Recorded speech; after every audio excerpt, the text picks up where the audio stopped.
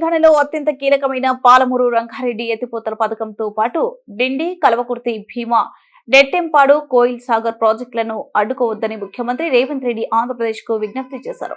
తెలంగాణ ప్రాజెక్టులను అడ్డుకోవద్దని విజ్ఞప్తి చేస్తున్నాం, సహకరించాలని కోరుతున్నాం. మా విజ్ఞప్తులను వినకపోతే పోరాటం చేసి సాధించుకుంటాం. నాయకత్వం వహించే బాధ్యత నేను తీసుకుంటా అని స్పష్టం చేశారు. ఉమ్మడి రాష్ట్రం ఉన్నప్పుడు పాలమూరును దత్తత తీసుకున్న నారా చంద్రబాబు నాయుడుకి ఇప్పుడు 2 రాష్ట్రాలు సమంగా తెలుగు వారి అభివృద్ధి సాధించాలన్న ఆలోచనే నిజమైతే రోజుకు 3 టీఎంసీలు నీటిని తరలించే రాయలసీమ లిఫ్ట్ ఇరిగేషన్ ప్రాజెక్టును రద్దు చేయాలని ముఖ్యమంత్రి డిమాండ్ చేశారు.